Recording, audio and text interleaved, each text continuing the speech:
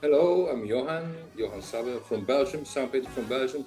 Been studying with Walter for 14 years, I think now. Yeah, it's 14 years since we've been working together. Oh, Yeah, and good to see you, Johan. yeah, great to see you. I'm going to interview him about sound painting and composition. Can I start with some frequently asked questions, Walter? Absolutely. What does sound painting has to offer to the world of composition? In which way is sound painting something new in the world of composition? Well,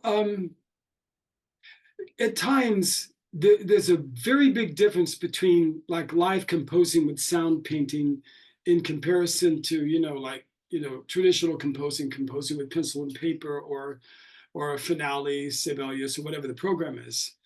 The sound painting offers you something different structures or availability of structures that maybe using pencil and paper, so to speak, won't offer you. Signs like in scanning, I know not everybody out there listening to this knows what scanning is, but just understand that scanning can do something in sound painting that's so easy to raise your arm and do this across the orchestra to have the response. Just that alone would be very difficult to write down, and then to have a conductor or to make that happen with a large orchestra would be extremely difficult. So that's a big difference between live composing and what I call trad composing or traditional composing, is that sound painting can offer you kind of structures in a very quick way that are very complex through the usage of a sign. For me, that's the vast difference. Is that it's kind of apples and oranges. There's times where the two kind of meet up. In other words, traditional composing and sound and live composing with sound painting can have similar results. But in sound painting, we can't compose in the same way, of course, as you would write something down. We're composing with signs and using the responses from the performers in order to develop the response into the composition. There's a lot of similarities because it is composing. I'm not sure if one would listen back on a recording. Sometimes you would not know what the tool was, whether it was signs or whether it was writing it down with finale or something. You wouldn't know. What does it offer?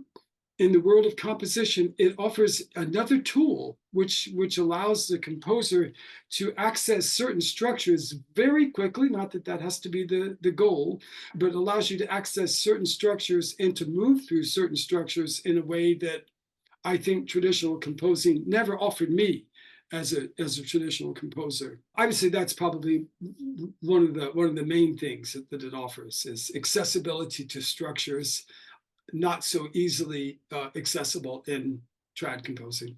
I was going through some websites on the internet, and there was a newspaper article, and there they called it guided improvisation. Is there for you a difference? Because you always insist on calling it composition. Yeah, that's right. And why? Why do I Yeah, do that? yeah. Early on, it was guiding improvisation. Sound painting was so young back in the 70s and 80s, especially in the 80s when I really started to use it more in my own work with my orchestra in New York.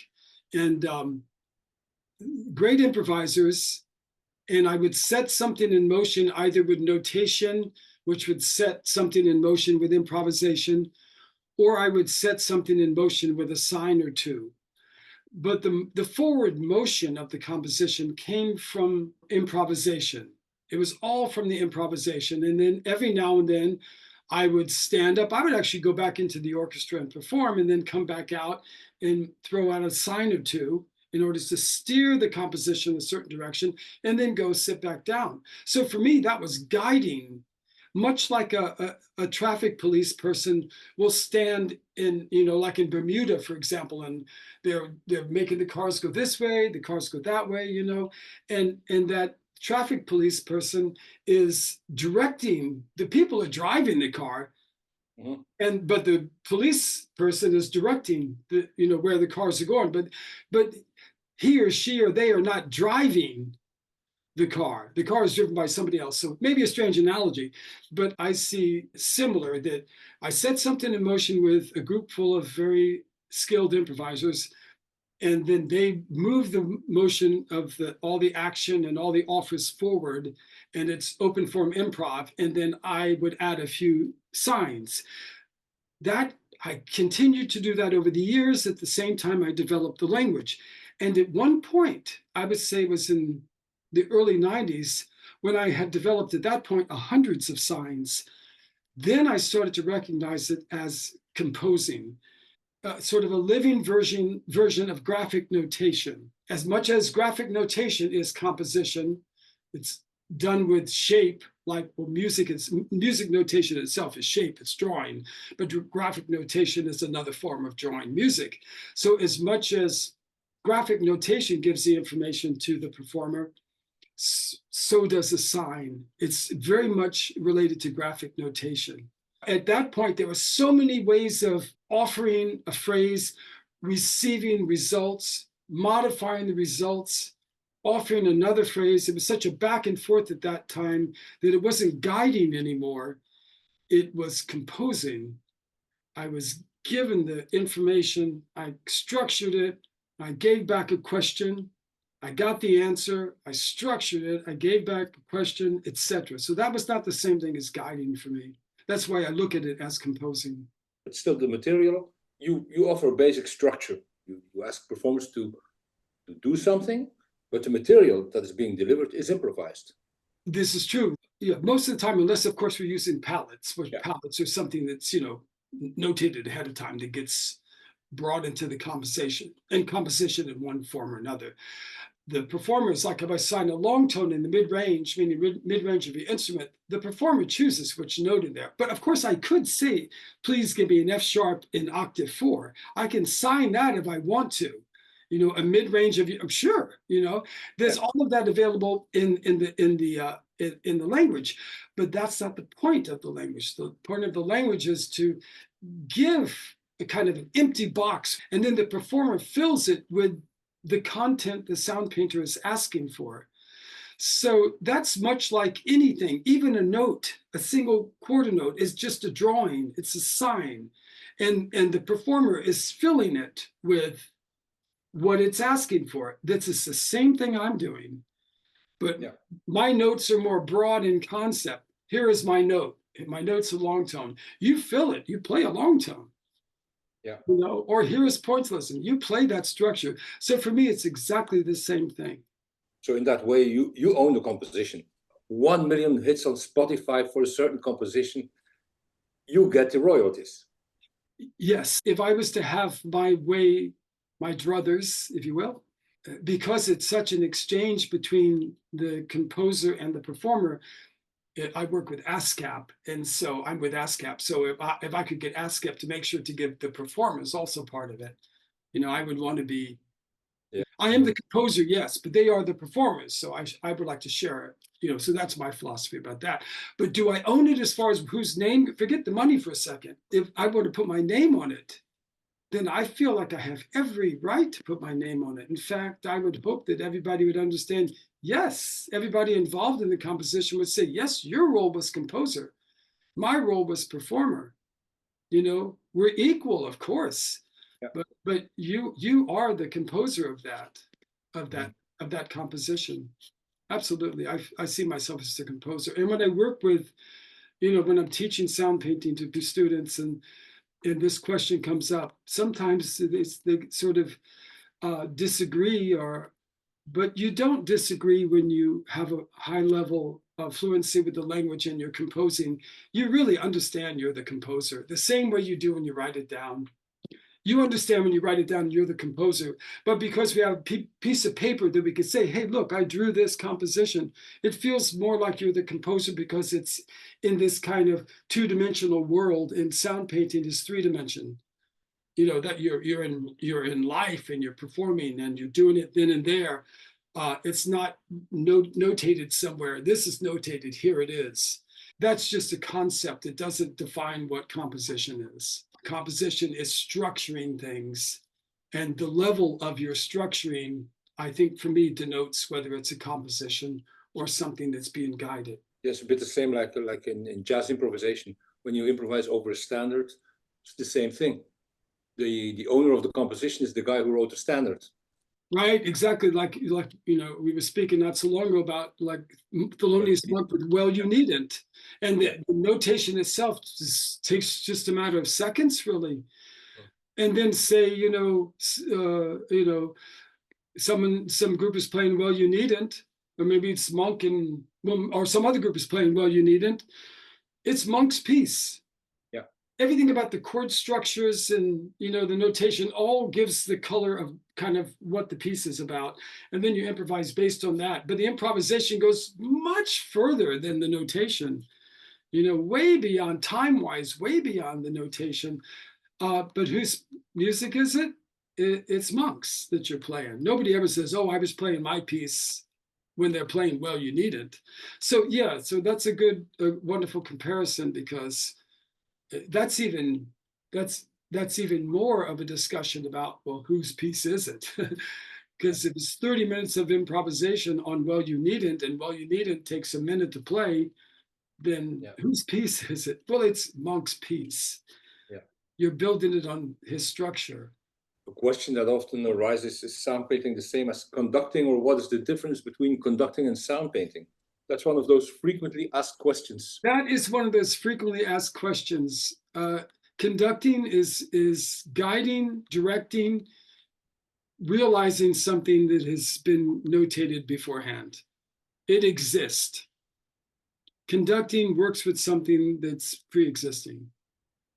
Sound painting is not conducting, although the sound painter might use some conducting skills such as beat patterns and things at times, but it's not conducting. Conducting is guiding a composed piece. It's done in advance, and sound painting is composing the piece in the moment. So people think because the sound painter could be in front of the group, be it an orchestra or a smaller group, it looks like a conductor, but it's not a conductor, it's a composer. There must have been people who came before you who had similar ideas. Do you have certain composers who used sign language who inspired you? Well, actually, the story of sound painting is, that I created in 1974 in real time during a concert where I had the need to communicate to the group. And I was the conductor of the group, and I just made up some signs, and that was the birth of the language. But at that time, I was studying composition with Anthony Braxton, and Anthony works a lot with alternate forms of notation. So we were looking at music of Stockhausen or Xenakis or others, or Cage, or people that worked with other ways, like graphic notation, Robert Moran and people like this that worked with graphic notation.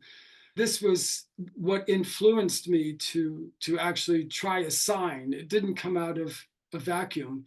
I was kind of already prepped to do something like that, and it just came out in the performance. So once I created the language and started to think about it as a means of guiding improvisation first, and then later as a composing tool, then I wanted to know historically what was going on. Of course, there was Butch Morris, wonderful live composer working with conduction, creating conduction. Both sound painting and conduction share their 50th year anniversary, but we both started in '74. So there was Butch, of course. But even before I got to know a bit about Butch's work, I had the music of Earl Brown, who I was very attracted to. And so Earl had created a 15 gesture sign language. And so I learned about that. And then I started to explore, and I found out I knew about Sun Ra. And then I learned about Duke Ellington giving signs like background for an ostinato behind a soloist. I learned about Russian silent film directors directing the movement off camera with a baton to get to say where to move on the scene. And then I learned about chironomy, which goes back over 2,000 years. And I think, don't quote me, but I think it's actually scratched in Egyptian tombs and things. I mean, and this was a pretty sophisticated sign language. Signing was in music, in the performing arts for thousands of years. I didn't know about any of this when I created a sign, when I created the first sign. I didn't know about this, but nothing happens in a vacuum in the arts. There's always some predecessor, whether you know about this person or not. you know. So, but there happened to be quite rich. You know, there happened to be quite a bit going on. There's others like Betty Carter. I think it was Betty Carter. She had quite the language. Anita O'Day, she had this great kind of point to point that she would do for getting people to trade fours and things. And she would direct by pointing, you know, so it wasn't a far stretch. It was time for something like sound painting to come. Imagine you lived in the 19th century. Would it be possible to create a sign language which demands a certain openness from performers, a certain freedom from performers? Would it have been possible to develop a language like sound painting in another time, or is it something typical for this period? I think definitely for this period, and definitely, you know, since, you know, all the people that kind of followed Charles Ives and that whole time, and then the birth, the kind of jazz or the evolution of jazz, and and the continual growth, like classical music gave up improvisation, but jazz embraced, and it grew from jazz. It didn't grow from classical music. It just came to a stop in the basically the middle to the end of the 1800s, right? Yeah. So I think a good question. I think, say, had I been back in the time of Beethoven, I would have been able to do it because it was such a rich arena of improvisers. Everybody had to improvise. So maybe I wouldn't get the structures I get now. You know, maybe I wouldn't even try to come up with the same type of signs to recreate pointillism or to recreate minimalism. You know, maybe I wouldn't come up with those structures. But because there was such a rich field of improvisers, I think, yeah, it would have survived. It would have been around. It would have flourished, and it flourishes since the 50s, say now, because it was headed that way. But there was that period where maybe and again, I'm just taking a shot at this, but I think between the 1850s and maybe the early 1900s, I would have been hung out to dry for creating it. I would have been flogged around the fleet. So because that period was like a period where improvisation was kind of like, oh, you know. Yeah. So I think we needed to have a big field of improvisers out there to make something like sound painting or conduction or any live composing, you know, language come to life.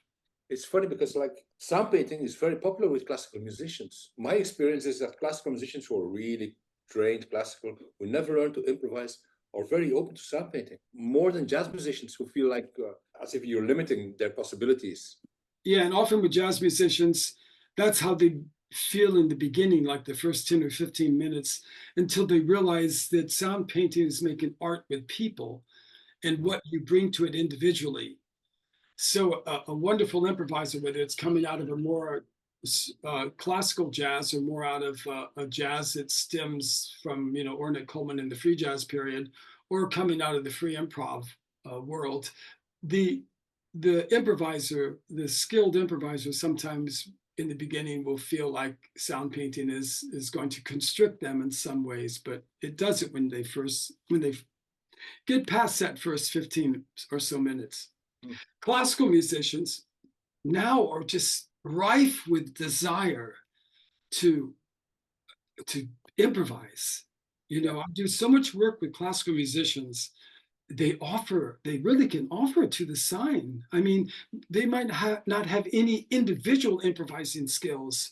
Like I couldn't say like Woodwind one solo, because maybe that clarinetist or whoever it is, oboe or clarinet, doesn't have the skill to be a soloist, but can definitely realize all the other sides. So I think the classical musician today, the young classical musician, maybe some of the older ones, are they need a change. They need to get back to improvising. This is one way back. So I think that's why classical musicians are embracing this. And I find that everywhere in the world, the classical musician embraces it right away. Although there are those classical musicians sometimes that are a little bit more like the jazz musicians, not that it limits their improvisation, but that it challenges their idea of what music is and how music should be produced. Back to composition. You mentioned that in the beginning was like structured improvisation. It became more and more composition.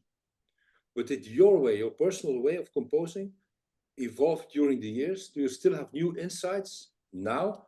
Things that change in your use of the language? Yeah, if I'm understanding the question, the language itself has the usage of the language as a lot in the live medium Mhm. has changed the way that I approach notation in a more traditional way. Absolutely, because of the structures that it offers me in live composing, and then try to bring those same ideas, not just back to my notation in a more standard way, but also to my playing, to my own playing as a performer. It's really it's offered quite a bit, and it's really changed the way that I approach. I'm an open form improviser, a pianist, open form, but multi instrumentalist, but mainly pianist, and it's really informed my way of being a part of a group improvisation because I've learned so many structures as a composer with the language. Those structures find their way into my improvisation also. So it really has changed both my notation and it's changed my way of looking at and approaching my improvisation. And can you give an example of that? Of how of something in sound painting that influenced your playing? Say I'm in a group, and it's a quintet or something, and I'm on piano and there's the other instruments and it's group improv. So we're not working from any predefined structures. We're going right from the blank canvas and composing, or what I like to also call comprovisation, because improvisation is composition. It's self-composition, it's whatever.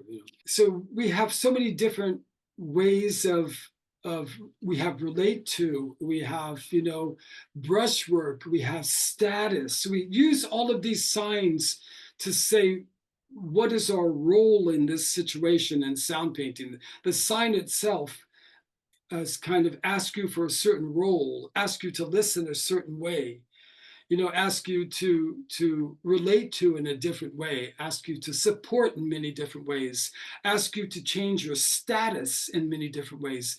And all of these are part of how you do group improvisation. You don't go into an improvisation situation and you just play all the time without paying attention, like with blinders. That's one way you could do it for a little while, but players won't ask you back if that's all you do. You have to listen to what they're doing. You have to share the status of me. What I mean by status is who is rising up to kind of turn the composition a certain way, who turns it this way, who turns it that way. And the performer that's doing the turning is taking the status, the higher status. So I recognize this as a co-composer in a group improvisation, that I'm going to change my status. I'm going to support in this way. I'm going to brushwork in this way. I'm going to lay out to create duos and trios. And all of that comes from these structures are structures that are available for us as sound painters that of course we have to use. We don't want the orchestra playing the whole time or the group playing the whole time. So we're always asking for different changes in development rates. For example, if I'm improvising, maybe I want to do development rate number 1. So I think, okay, I'm going to be in rate number 1 and just take a long time to develop my idea. Or maybe I'm going to be in rate number 3 and really move my idea around. Now, I'm not reflecting this in the moment to lose the flow of the improvisation. It's all built in from being a composer with the language, so it just comes out naturally. So it absolutely affects how one improvises. I really think sound painting is a wonderful tool for helping people find their way to their path into their improvisation. Certainly helped me as an improviser to. I come from a very traditional jazz background, and it helps me because it gives me very clear concepts with which I can work. But I think in your case, the concepts were there before you invented the signs. Can you give an example of the second category, those that didn't exist? Even though others had come up with it, I hadn't done it myself, but one was scanning. I think it was Frank Zappa that had like he would scan like this, and Butch Morris also came up with a scan, and I'm sure others have come up with it too.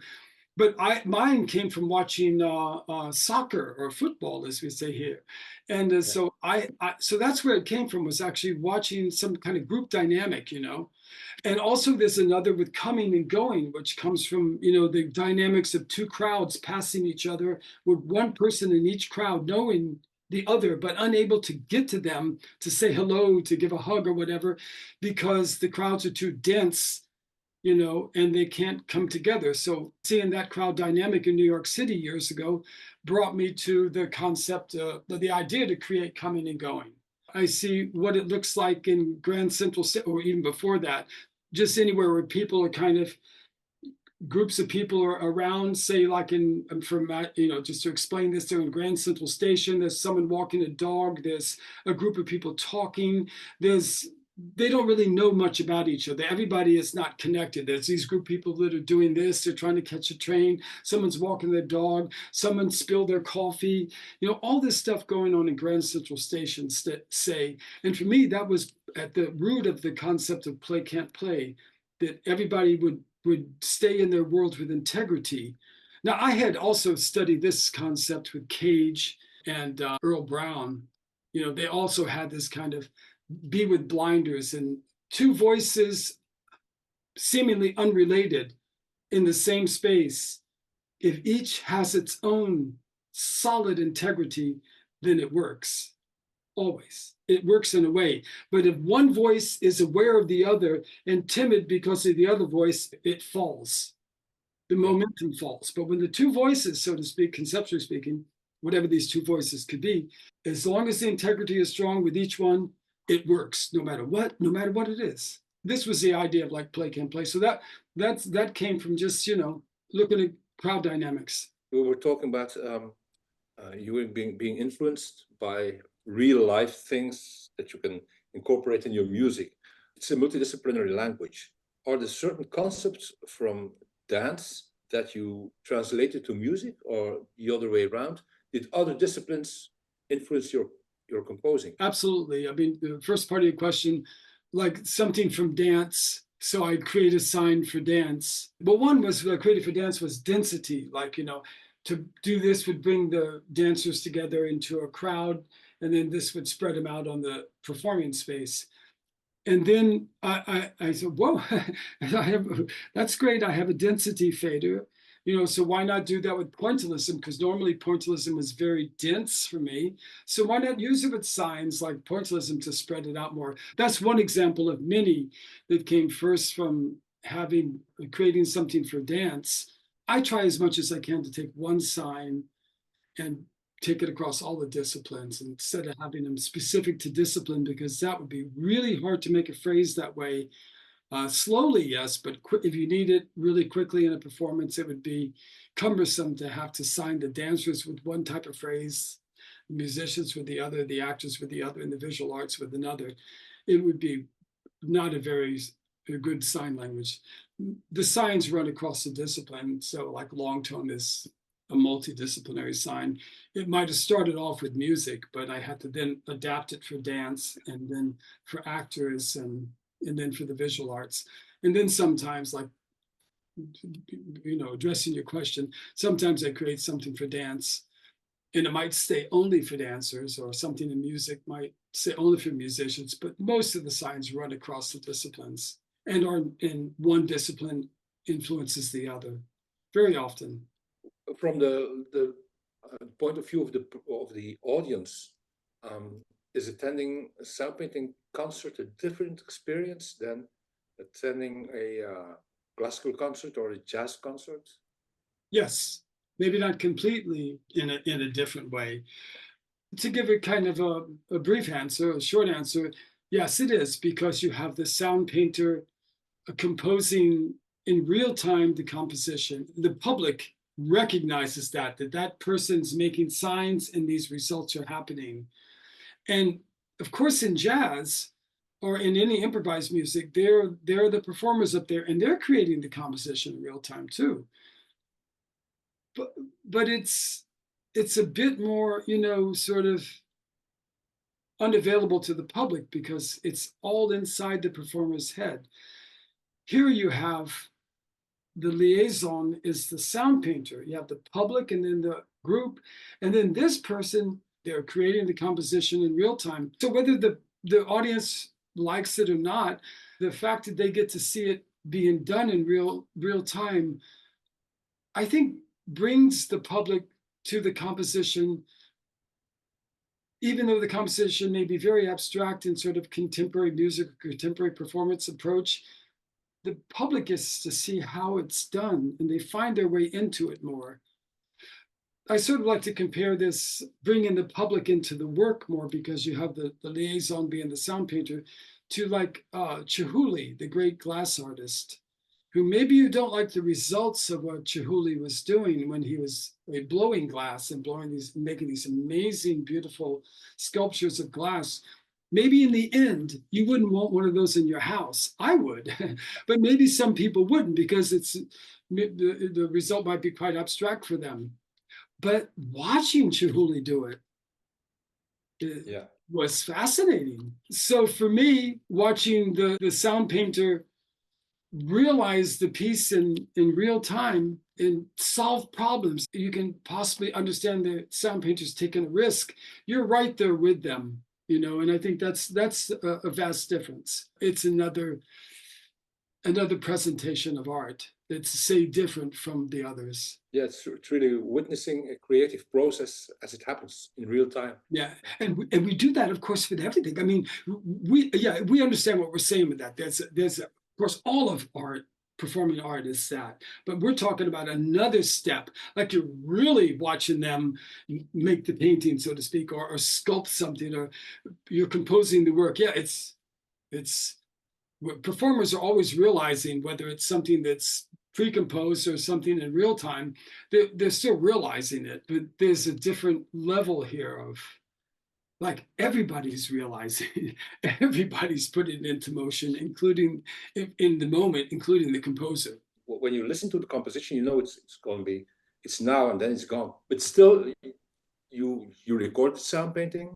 There's a lot of videos of you sound painting on YouTube, on Vimeo. Are there certain compositions of yours that you're really proud of, that certain recordings you made that you say, like, these are my masterworks? Or some videos, I know I have some favorites, but which are yours? It's interesting. It's like, I feel like the artist that is always interested in their next work. So I'm a bit like that.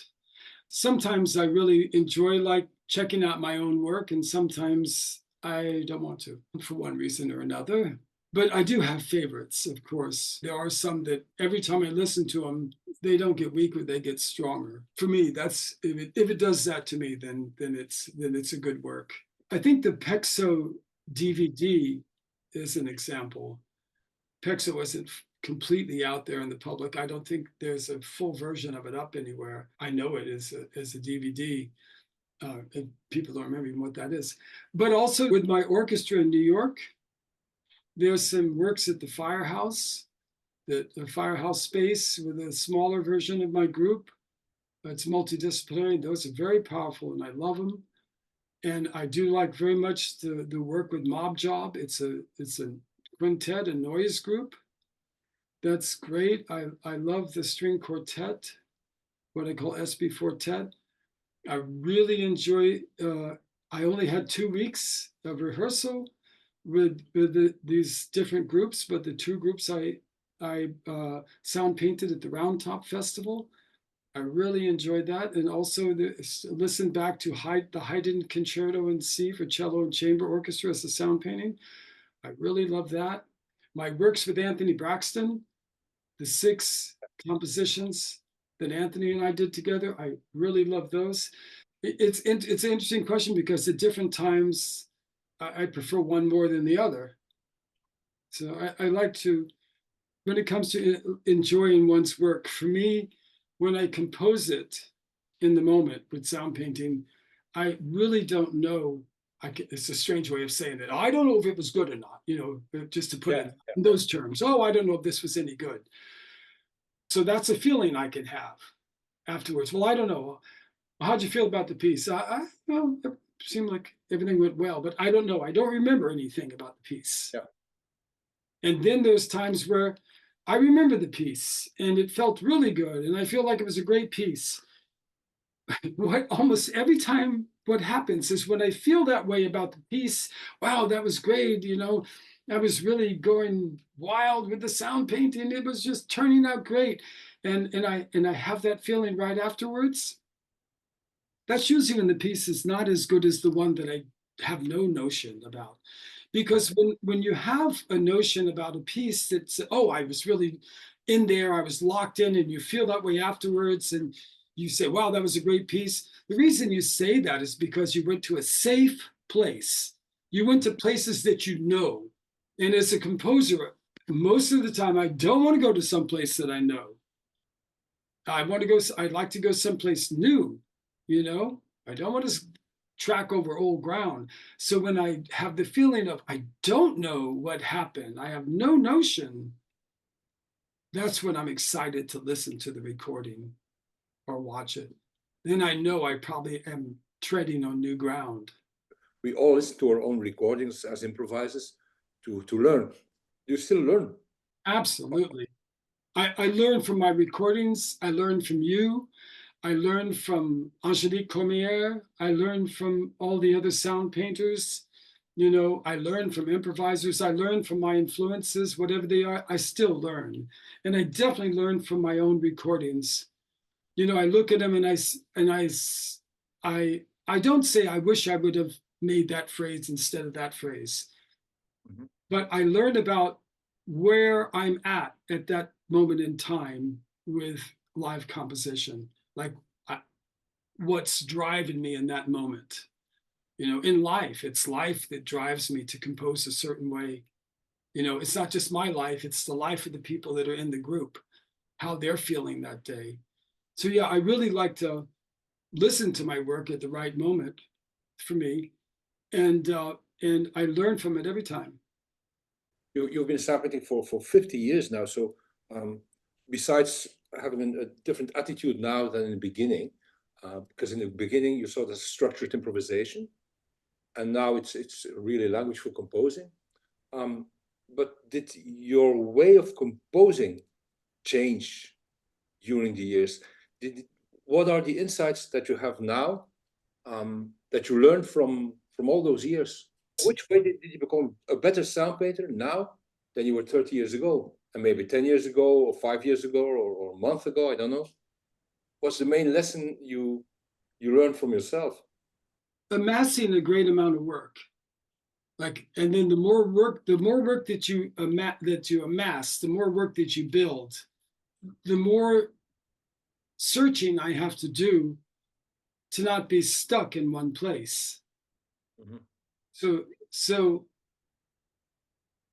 when I look back 10 years ago, it's kind of hard to remember how I felt about the newness of what I was doing then, or even to compare, because I definitely was very skilled in live composing. I would say my live composing skills really picked up in the late 90s, uh, when I started sharing it with other people, and then I was teaching it. Then I was learning from other people and talking about the language with other people, and hearing their ideas and sharing their ideas, and then growing that way, being better with the signs, better with the phrases. Um, I think that it's was I a good sound painter back in the 80s? A live composer? No, I was guiding improvisation. Even my movement wasn't as clear. My articulation with the phrases, you know, got better with time. Mhm. And so in the 90s, I would say I was, you know, pretty strong with everything.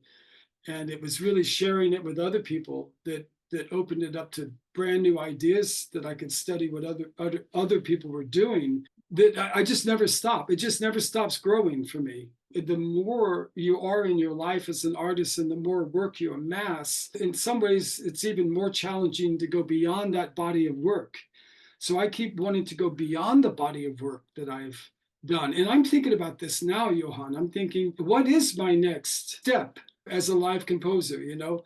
And people have asked me this, and I said, well, I want to get back to having time for more rehearsal and building pieces, larger pieces, where I can, you know, have a couple of weeks of rehearsal to build a piece with whatever I want to bring to it. Most of the time, I get a couple of days rehearsal and then a concert, and I love that. And it's a challenge in and of itself to do that too. If I had my druthers, I would want to have more time to develop works, but life's not always like that.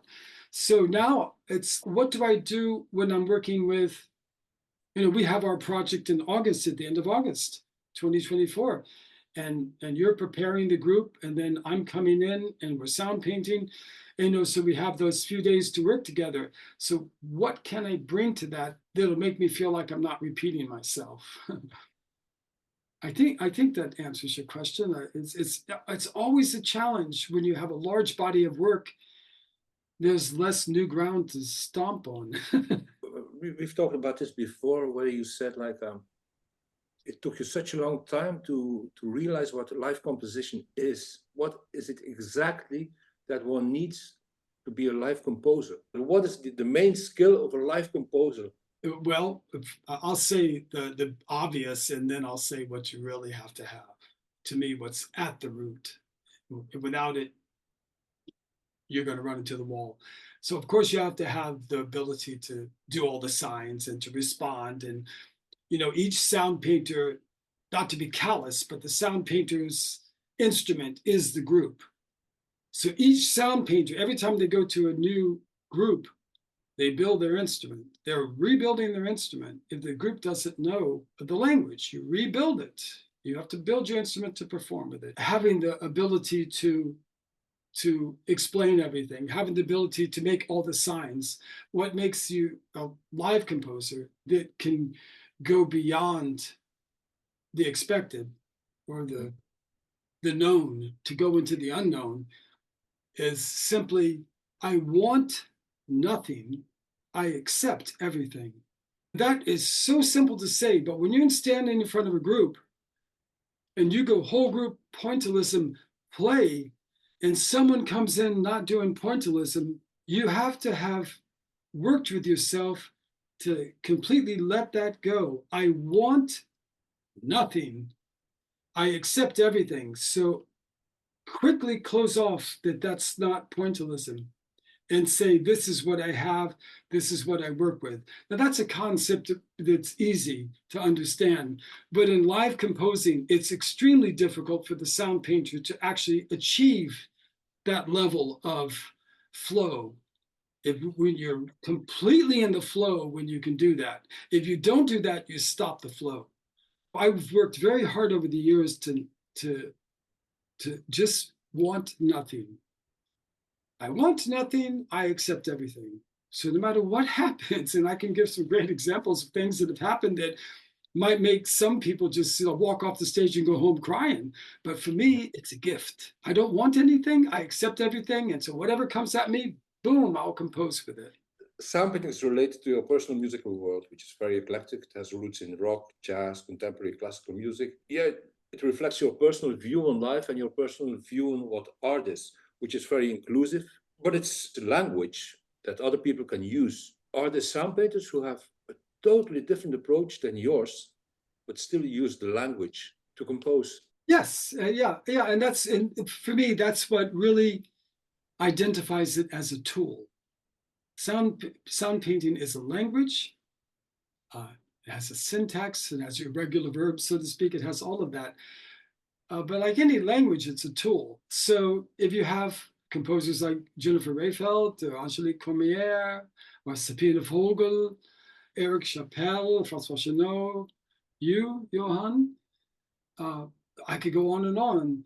Just like any medium that you're searching for your expression within that medium. Sound painting allows that too, of course. It's a tool, and people can express and create their composition based on who they are. The tool itself doesn't say you have to compose this way. The tool doesn't drag you anywhere. The tool is just a tool, and now you can do what you want with it. So then, of course, it's going to be flexible, like Sonja Korkman in Finland, whose music was Finnish folk music, also influenced by other maybe Balkan musics and things. Maybe not. Like I know you were telling me a story about that you played some of her music, her sound painting for some people, and they didn't even, I mean, not that you have to hear it as sound painting, but they would never have guessed it was they would never composed. They were experienced sound painters, and they didn't recognize it as sound painting. Is that a good thing or a bad thing? Yeah, it's a good thing. It shows the flexibility of the language as a tool. I had a very interesting session, a workshop with Vincent Lecoing, great sound painter from France, great musician from France. And he calls sound painting a meta composition. In his view, sound painting is one composition that you, Walter Thompson, keep on expanding. I don't know much about Anthony Braxton, but I remember that he had a similar view on his work, where he sees all his compositions as one composition. Can you relate to that? Do you see your sound painting as one composition that you keep on expanding? It was in the 80s, I believe, with his quartet with Marilyn Crispell, Mark Dresser, and Jerry Hemingway, that Anthony started to recognize that he could, I don't know, it was because by accident, there was different music on the stand. Like he had one piece, but it was supposed to be this piece, and then they played it and it just happened to work. Like he realized his pieces more as modules, like a Calder mobile. You know, you could look at it many different ways and put all the pieces together. And in other words, it's very similar to saying, as a sound painter who looks at a bunch of palettes, that could be something they wrote or something by Beethoven or something by Charlie Parker or whoever. Look at all of that and bring it into one piece. And of course, one could do that in sound painting, and then those each ones would be a palette. So I think Anthony started to look at this work as these palettes that could bring in to inform the improvisation. And it wouldn't matter which piece he would bring in. You could bring in a section of this, a section of that. You give that to any skilled improviser, and you know they can make gold with it. Anthony started looking at it like sort of a meta composition in a sense, where he could draw from that, and then ultimately maybe every composition was related in a sense that it's all one giant work, like a big refrigerator that you're pulling out stuff from all the time to cook with. You know, strange analogy, but there's a refrigerator. So for me, I don't see my work in that way. I see each composition as standing by itself. I understand what Vincent was saying about it being a meta composition. Even other people composing are also now composing my work, so to speak. It's like one big work that I created. And conceptually, I can't argue. It's a concept, and who's to say one concept isn't better than the other, etc. But for me, no, I look at my work as an individual work. Maybe 5 years from now, or even 5 minutes from now, I might think differently. But right now, I don't believe it to be a meta composition. We were talking earlier about how other sound painters use sound painting as a tool, and they're not recreating your compositions, they're creating their own compositions. That means that sound painting will change over the years. How do you think sound painting will evolve in the future? One is, I think this way of composing is going to stay. It's not going to have a short life. It's not going to be like Esperanto and just die out, even though there might be a few people that still speak that. I think there's a need for something like sound painting and conduction, you know. So I think live composing will stay. It's a language, and it's already changed. And since I first started the language, signs like minimalism, for example, are not played like they were years ago. Long tone for actors changed, you know. So somebody in some other part of the world that doesn't have access to studying the language with somebody, or doesn't have the time to go searching for what sign relates to this concept, might make up their own sign. And maybe the concept is similar to a concept in sign that already exists, but maybe the concept is slightly different. Just like in French, you know, the word terrible back in the 70s was, ah, ça c'est terrible. You know, wow, that's great is what you're saying. And even that was the same in English. You know, we in the United States say, wow, that's bad. Man, that's bad. You know, and that was the same thing. But in French, you say, ah, c'est terrible. But 100 years ago, if you said terrible in French, or that's bad in English, it was bad. So, but language, slang turns into, it gets accepted and becomes part of the dictionary. So yeah, long-windedly, sound painting, I hope it's going to change. It's a living, growing language. And I see it changing in some ways. Each year I see little things happening to it. And I'm really happy that's going on, that it's a living language and not, I don't own the language. I created it, but I'm And I had a lot of wrestling with myself to kind of just let it go. But once I let it go, it just took a life of its own. That has to happen for it to survive. It has to be alive. English almost died.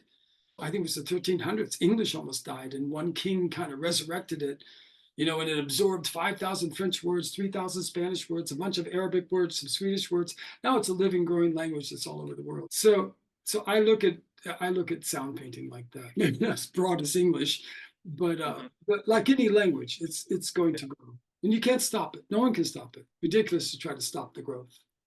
Why? Why do you think so many composers embrace sound painting? So many musicians embrace sound painting. I'm really happy about that. I have to pinch my cheek every now and then to go, wow, I'm really happy that people took this on. Took on live composing. But also to say, yes, sound painting spreading, but also the language of Santiago Vasquez and Butch Morris. So there's a need in composition for this. That's the reason it's spreading. I asked the great sound painter Benjamin Nid, a great sound painter in Lyon with Attracteur Étrange, the great group. And I asked Benjamin, I said, why did you come to sound painting? And he said, because I wanted to be a composer, but I didn't like the tools that were out there. And then I discovered the sound painting, and there was a tool that I could actually express myself with. So I think that's one of the reasons that it's spreading around the world, because we have to have new tools for the arts. We can't stay static in the arts. It has to move forward. The tools within the medium have to grow and change and move forward in order to make things happen. We have so many new tools all the time in little gadgets we use in performance and computers, and there's so many new tools all the time that are offering new ways. And I see sound painting as a new tool that is not inhibited by technology. It's a language, so it's going to continue to grow because it's a time, it's needed.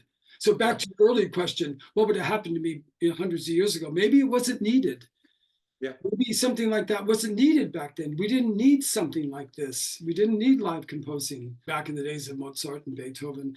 So maybe what I said earlier in our interview, maybe it wouldn't go. Maybe it wouldn't fly in those days. I think the need has to be there.